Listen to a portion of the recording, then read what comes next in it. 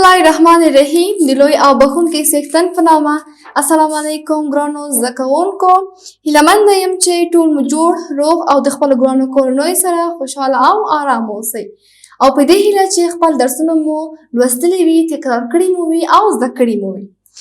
ګرانو زده کوونکو، راځو خپل نن ورځې لوست باندې. زموږ د نن ورځې لوست څنګه چې ګورئ اسلامي ښوونې او روزنې مضمون ده، دریم ټولګی دویم لوست دی. عنوان یې څه ده؟ د ایمان رکنونه. موږ نیم مو ولوستل په تېر لوست کې، پاتې برخه به یې نن ولولو. څومه جلسه ده ګرانو زده کوونکو؟ 21مه جلسه ده او زما نوم هم رقیه احمدزی دی. ګرانو زده کوونکو، مخکې له دې چې خپل نوی لوست پیل کړو، یعنې د ایمان د رکنونو پاتې برخه ولولو، یو ځلې به تېر لوست تکرار کړو. زموږ تېر لوست څه دی ګرانو زده کوونکو؟ څه و؟ زموږ تېر لوست د ایمان د رکنونو په اړه و چې موږ یې نیم برخه مو ولوسته، پاتې برخه به یې نن ولولو. خو ګرانو زده کوونکو، یو ځلې به تېر لوست تکرار کړو. آیا تاسو ماته ویلی شئ چې ایمان څو رکنه لري؟ آفرین، ایمان 7 رکنه لري. لومړی رکن څه ده؟ لومړی رکن په الله جل جلاله ایمان لرل، یعنې په دې باندې ایمان ولرو چې الله تعالی یو دی، پرته د الله تعالی نه بل هیڅ معبود د عبادت وړ نه دی. باید په دې باور ولرو چې دا ټوله نړۍ چا خلق کړې ده؟ الله تعالی خلق کړې ده، د دې لپاره چې الله تعالی ته عبادت وکړي. یعنې الله تعالی د دې ټولې نړۍ خلق کوونکی دی. په دې باور لرو چې الله تعالی د ټولو نه بې نیازه دی. کله چې د یو کار اراده وکړي نو هیڅ چا نه مرسته نه غواړي، د هیڅ چا مرستې ته اړتیا نه لري. لکه څنګه چې دغه لویه نړۍ خلق کړې ده، نو همدارنګه هر کار کولی شي پرته د دې نه چې د چا نه مرسته واخلي. هغه څوک چې په الله تعالی باندې باور ولري، نو الله تعالی د زړه سکون او د دنیا او آخرت خوښۍ ور په برخه کوي. که څوک په الله تعالی باندې باور ونه لري، هغه ته کافر ویل کیږي او هیڅکله به یې زړه ارامه نه وي، نه به د دغه دنیا او نه هم د هغې دنیا یعنې د آخرت خوښۍ ور په برخه کیږي نه. نو موږ ټول مسلمانان یو او په الله تعالی باندې باور لرو. دویم رکن څه و ګرانو زده کوونکو؟ په ملایکو ایمان لرل، یعنې په دې باندې ایمان باید ولرو چې ملایکې هم د الله جل جلاله بندگان دي او د الله جل جلاله داسې مخلوقات دي چې د ګناهو څخه پاک او معصوم دي، یعنې هیڅکله ګناه نه کوي، نه خوري نه څکي، یوازې او یوازې د الله تعالی ټول امرونه چې الله تعالی ورکوي په پوره توګه پرته له کوم نیمګړتیاو څخه یې سرته رسوي. موږ ملایکو نشو لیدلی، خو ملایکې کولی شي چې په ډول ډول څیرو باندې موږ ته ظاهر شي. او دا مو هم لوستلي چې الله تعالی ته نږدې ملایکې کومې ملایکې دي؟ 4 ملایکې دي: جبرائیل علیه السلام، میکائیل علیهم السلام، اسرافیل علیهم السلام او عزرائیل علیهم السلام، چې دا 4 ملایکې الله تعالی ته نږدې او مقرب ملایکې دي.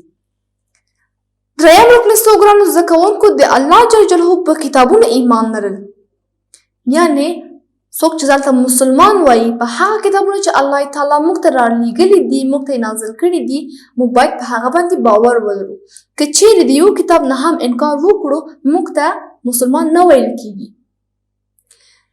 نو موږ مسلمانان یو او د الله تعالی په هغه کتابونو چې موږ ته رالیږلي دي باور لرو، ایمان لرو چې الله تعالی دغه کتابونه موږ ته د څه لپاره رالیږلي دي؟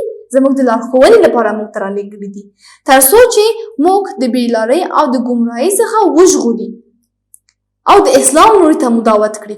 او دا مو هم لوستلي چې د الله تعالی لخوا لوی 4 آسماني کتابونه کوم وو؟ لوی آسماني کتابونه تورات، زبور، انجیل، قرآن کریم وو، چې دغه کتابونه په چا نازل شوي وو؟ تورات په موسی علیهم السلام، زبور په داود علیهم السلام، انجیل په عیسی علیهم السلام او قرآن کریم په حضرت محمد صلی الله علیه وسلم نازل شوی دی. او موږ ټول مسلمانان په دغه کتابونو باندې چې الله تعالی موږ ته رالیږلي دي موږ باور پرې لرو. ښه ګرانو زده کوونکو، بل رکن څه و؟ د الله جل جلاله پر رسولانو ایمان لرل، یعنې ایمان لرل په دې چې الله تعالی دغه ټول انبیا موږ ته، د ټول رسولان موږ ته د څه لپاره رالیږلي دي؟ د موږ د لارښوونې لپاره موږ ته رالیږلي دي، تر څو چې موږ د اسلام لوري ته دعوت کړي، موږ ته د اسلام لاره وښیي او موږ د الله تعالی لوري ته دعوت کړي. نو موږ په ټول هغه انبیا او رسولان چې الله تعالی موږ ته رالیږلي دي موږ باور پرې لرو. اوس راځو خپل نوي لوست باندې ګرانو زده کوونکو موږ تېر لوست تر دغه ځای پورې لوستلی وو، یعنې د الله جل جلاله په رسولانو باندې ایمان لرل موږ تېر لوست تر دغه ځای پورې لوستلی وو. اوس راځو څه کوو؟ پنځم رکن یعنې په ورځ د قیامت ایمان لرل خپل نوی لوست پیلوو. ګرانو زده کوونکو څنګه مو چې وویل زموږ نوی لوست د ایمان رکنونو پاتې برخه ده، یعنې د آخرت په ورځ ایمان لرل. ګرانو زده کوونکو دا هم د ایمان د رکنونو نه ده، پنځم رکن دی د آخرت په ورځ ایمان لرل، یعنې د آخرت ورځ هغه ورځ ده چې انسانان د دویم ځل لپاره ژوندي کیږي.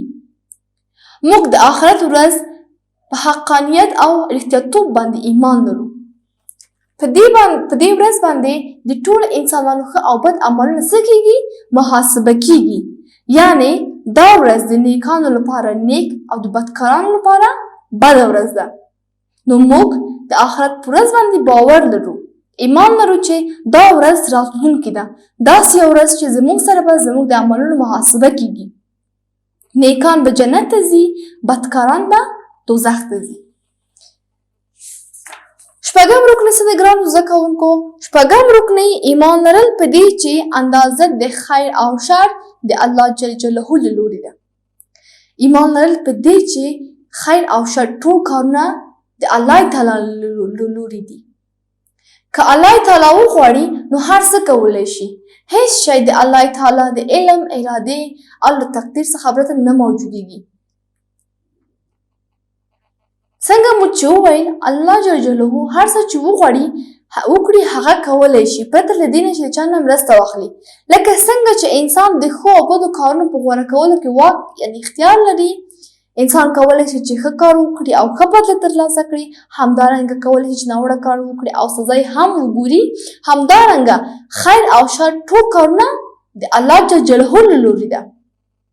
او موږ په دې ایمان او باور لرو چې اندازه د خیر او شر د چا له لوري ده؟ یوازې او یوازې د الله جل جلاله له لوري ده. اووم رکن څه دی ګرانو زده کوونکو؟ اووم او آخرنی رکن پس له مرګه په بیا ژوندون ایمان لرل. دا یې اووم رکن دی. موږ باور لرو چې له مرګ څخه وروسته ژوندون حق دی ګرانو زده کوونکو. په دغه ورځ ټول انسانان د دویم ځل لپاره ژوندي کیږي او هغو ته د ابدي ژوند یعنې الله تعالی هغو ته ابدي ژوند ورکوي. د الله جل جلاله لخوا د هغو سره څه کیږي؟ د عملونو محاسبه کیږي. له محاسبې څخه وروسته نیکان جنت ته ځي، بدکاران دوزخ ته ځي. نو موږ باید تل ښه کارونه وکړو، ښه عملونه باید ترسره کړو تر څو چې په دغه ورځ کې زموږ عملونه هم موږ ته په ښه لاس کې راکول شي او زموږ ځای هم جنت اوسي. دا ورځ ولې وایي د نیکانو لپاره نیک او د بدکارانو لپاره بده ورځ ده؟ ځکه چې هغه چا چې په دغه دنیا کې نیک کارونه ترسره کړي وي، یعنې د مشرانو یې درناوی کړی وي، همیشه صادقه وي، دغه ورځ کې هغه نیکان دي یعنې جنت ته ځي. ځکه د هغو لپاره ښه ورځ ده. او ولې د بدکارانو لپاره دا ورځ بده ورځ ده؟ ځکه چې هغه چا چې په دغه دنیا کې بد کارونه ترسره کړي وي، یعنې د مشرانو درناوی نه وي کړی، هیڅکله صادق نه وي، دروغ یې همیشه ویلي وي، همیشه یې غلا کړې وي، نو په دغه ورځ کې هغه دوزخ ته ځي. ځکه دا ورځ د هغه لپاره ډېره بده ورځ ده. ګرانو زده کوونکو یو ځل بیا هم درته تکراروم، ایمان څو رکنه لري؟ ایمان اووه رکنه لري. لومړی رکن څه ده؟ لومړی رکن ایمان په الله تعالی، یعنې ایمان لرل په دې چې الله تعالی یو دی، پرته د الله تعالی نه بل هیڅ معبود نشته. او ایمان لرل په دې چې د ټول نړۍ الله جل جلاله خلق کړې ده. د ټولې نړۍ خالق یوازې او یوازې الله جل جلاله دی. او موږ باید په دې باور ولرو چې الله تعالی بې نیازه دی، یعنې کله چې د یو کار اراده وکړي د هیچا مرسته اړتیا نه لري، په یوازې باندې هم کولی شي. نو موږ د الله تعالی په یووالي باندې ایمان لرو، باور لرو، دویم رکن څو ګرانو زده کوونکو د ایمان دویم رکن په ملایکو باندې ایمان لرل وو. موږ ایمان لرو چې ملایکې هم د الله جل جلاله بندگان دي او د الله جل جلاله داسې مخلوقات دي چې له ګناهو څخه پاک دي، یعنی هیڅکله ګناه نه کوي، نه خوري، نه څکي، یوازې او یوازې د الله تعالی عبادت کوي په هغه ډول چې الله تعالی ورته امر کړی دی، پرته له دې چې کوم نیمګړتیا پکې وسي. دریم رکن څو ګرانو زده کوونکو دریم رکن د الله تعالی په کتابونو باندې ایمان لرل، یعنی هغه څوک چې ځان مسلمان وایي باید په هغه ټولو کتابونو چې الله تعالی موږ ته نازل کړي دي باور باید پرې ولري. که چیرې د یو کتاب نه هم انکار وکړي هغه ته مسلمان نه ویل کیږي. څلور آسماني کتابونه چې الله تعالی موږ ته رالیږلي دي تورات، زبور، انجیل، قرآن کریم دي. دا کتابونه ګرانو زده کوونکو په کوم پیغمبرانو نازل شوي دي؟ تورات موسی علیه السلام، زبور په داود علیه السلام، انجیل په عیسی علیه السلام او قرآن کریم زموږ په آخرنی پیغمبر زموږ په محبوب یعنی په حضرت محمد صلی الله علیه وسلم باندې نازل شوی دی. ګرانو زده کوونکو موږ په ټول دغه کتابونو باندې باور لرو چې الله تعالی دغه ټول کتابونه زموږ د لارښوونې لپاره موږ ته رالیږلي دي. څلورم رکن د الله تعالی په رسولانو باندې ایمان لرل، یعنی ایمان لرل په دې چې الله تعالی انبیا زموږ د لارښوونې لپاره رالیږلي دي او د انبیا یا د رسولانو لړۍ یا سلسله د آدم علیه السلام څخه پیل او په محمد صلی الله علیه وسلم باندې ختمه شوې ده. یعنی زموږ آخرنی پیغمبر څوک دی؟ حضرت محمد صلی الله علیه وسلم دی. بعد له حضرت محمد صلی الله علیه وسلم څخه الله تعالی بل هیڅ پیغمبر موږ ته نه دی رالیږلی او نه یې هم رالیږي. پنځم رکن د آخرت ورځ ایمان لرل، یعنی هغه ورځ باندې چې انسانان دویم ځل لپاره ژوندي کیږي، د هغو سره د عملونو محاسبه کیږي. څنګه مو چې وویل دا ورځ د نیکانو لپاره نیک او د بدکارانو لپاره بده ورځ ده. موږ د دغه ورځ په رښتیتوب او حقانیت باندې ایمان لرو. شپږم رکن ایمان لرل په دې چې اندازه د خیر او شر د الله تعالی له لوري ده، یعنی ټول هغه کارونه چې د خیر وي که شر وي یوازې او یوازې د چا له لوري ده؟ د الله تعالی له لوري ده. د ټول کارونه څوک کوي؟ یوازې الله تعالی کوي. موږ باور لرو چې د خیر او شر ټول کارونه یوازې او یوازې د الله تعالی له لوري ده. اووم رکن څه ده ګرانو زده کوونکو؟ پس له مرګه په بیا ژوندون ایمان لرل. ایمان لرل په دې چې دغه ورځ راتلونکې ده، په دغه ورځ کې زموږ سره زموږ د عملونو محاسبه کیږي، یعنی دا ورځ د نیکانو لپاره نیک او د بدکارانو لپاره بده ورځ ده. ګرانو زده کوونکو دا زموږ د نن ورځې لوست. هیله یم چې زده کړی مو وي، خو بیا هم د دې لپاره چې ښه مو په ذهن کې پاتې شي ځان سره به څو ځلې تکراروئ تر څو چې هېرې مو نه شي. اوس راځو ارزونې برخې ته چې ارزونو برخه کې څو پوښتنې دي، یو ځای به یې سره ډک کړو. تاسو به هم همدا پوښتنې په خپل کتابچو کې لیکئ، ځوابونه به هم ورسره لیکئ د دې لپاره چې سم یې زده کړئ. راځو ګرانو زده کوونکو لومړۍ پوښتنې ته. لومړۍ پوښتنه کې لیکل شوي دي چې ایمان څو رکنه لري. ایمان څو رکنه لري ګرانو زده کوونکو؟ ځواب به یې څه ورته ولیکو؟ ایمان اووه رکنه لري. ایمان څو رکنه لري ګرانو زده کوونکو؟ اووه رکنه لري.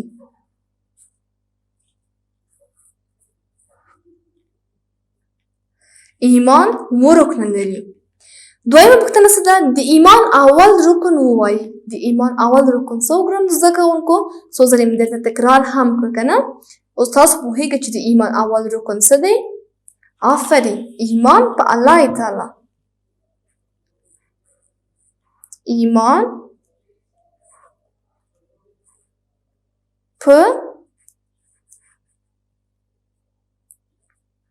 په الله جل جلاله.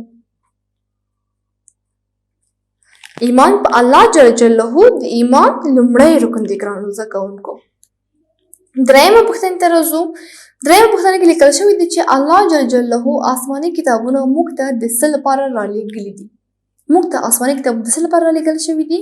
په ځواب کې به یې څه لیکو ګرانو زده کوونکو؟ آفرین، زموږ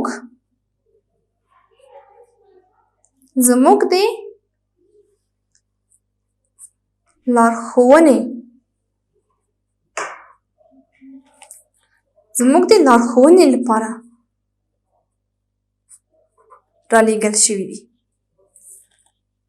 یا زموږ د لارښوونې لپاره یې رالیږلي دي.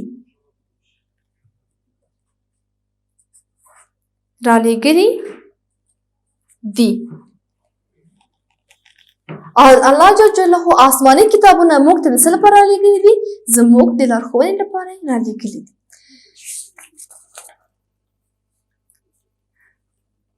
ښه ګرانو زده کوونکو، اوس راځو په دغه برخه کې تش ځایونه دي ګرانو زده کوونکو چې دا باید په مناسبو کلمو باندې ډک کړو. ښه ګرانو زده کوونکو، اوس تاسو ما سره یو ځای د تش ځایونه په مناسبو کلمو باندې ما سره یو ځای څه وکړئ؟ ډک کړئ. زه وایم تاسو ځان سره قلم کتابچه راواخلئ، همدارنګه کوم ځایونه چې تش دي یو ځای به سره ډک کړو. ایمان لرم ستاسو په آن باندې په دغه تش ځای کې به څه راځي؟ ایمان لرم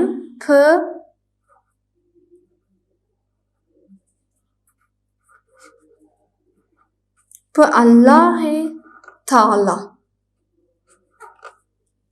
ایمان لرم په الله تعالی او په ملائکو د الله تعالی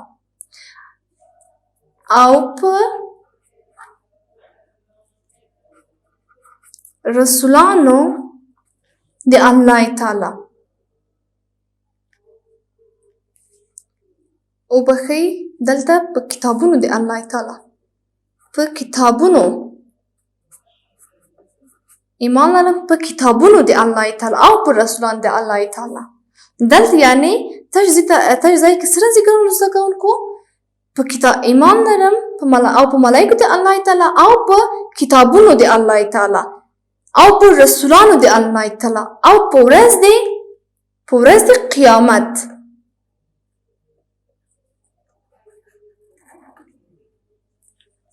همدارنګه ایمان لرم په دې چې اندازه د خیر او شر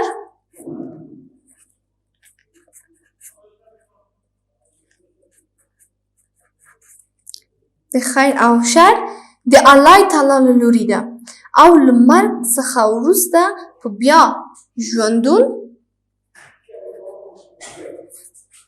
ایمان لرم. ګرانو زده کوونکو، دغه ځای کې تاسو به کتابونه لیکئ، رسولان نه، دلته کتابونه راځي. یعنی ایمان لرم په الله تعالی او په ملائکو د الله تعالی او په کتابونو د الله تعالی او په رسولانو د الله تعالی او په ورځ د قیامت. همدارنګه ایمان لرم په دې چې اندازه د خیر او شر د الله تعالی له لوري ده او له مرګ څخه وروسته په بیا ژوندون ایمان لرم. ګرانو زده کوونکو، دا زموږ د نن ورځې لوست. هیله منده یم چې زده کړی مو وي. همدارنګه پوښتنې په خپلو کتابچو کې ولیکئ، د دې لپاره چې هیر مو نه شي. تر بیا راتلونکي لوست پورې تاسې په لوی او بښونکي خدای باندې سپارم. الله مو مل شه. ښه وخت.